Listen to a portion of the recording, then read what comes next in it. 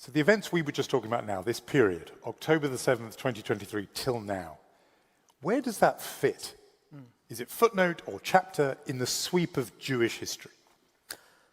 I think could be one of the biggest turning points in Jewish history, maybe the biggest since the fall of the temple in 70 CE, since the Roman conquest, because Judaism has survived. It became the world champion in surviving catastrophes, but it never faced a catastrophe like we are dealing with right now, which is a spiritual catastrophe for Judaism itself.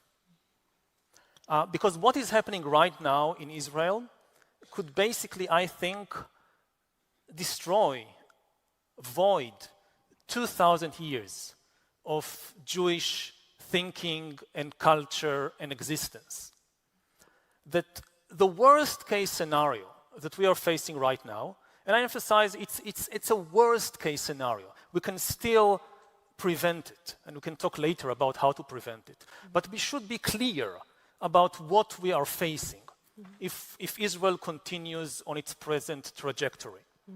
What we are facing is the potential of an ethnic cleansing campaign in Gaza and the West Bank, resulting in the expulsion of 2 million, maybe more Palestinians from there, the establishment of Greater Israel, the disintegration of Israeli democracy, and the creation of a new Israel, which is based on an ideology of Jewish supremacy and on the worship of what were completely anti-Jewish values for the last 2 millennia.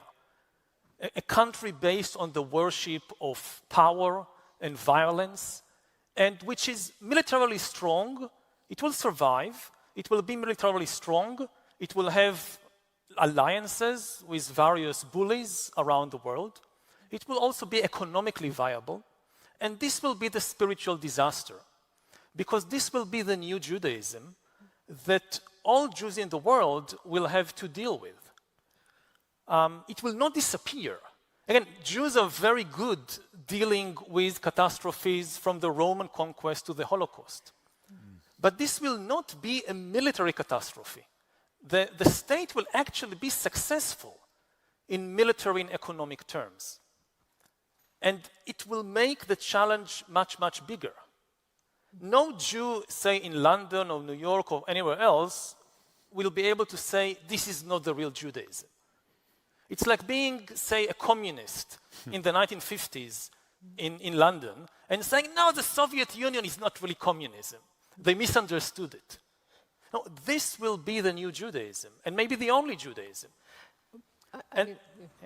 No, there's so much to ask about what you're saying, but what I'm wondering is, and how to change that trajectory. But when you look at the political map, the extreme part of Israeli society is actually a minority. History is done by minorities. Most people sit at home while history is being done by 5–10% of the population. This has always been the case. And I'm afraid that at least for some of the things that I've mentioned, it's not 5 or 10% of the Israeli population.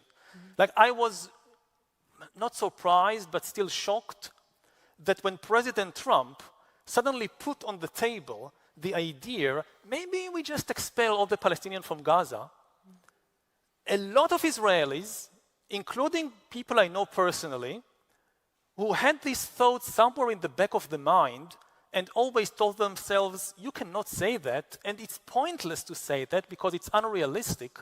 The moment it came out of the mouth of the US president, yes, we can do that. It was not 5 or 10% of the Israeli population. The support for these kinds of things, I don't know the exact numbers, but it could be even more than 50%.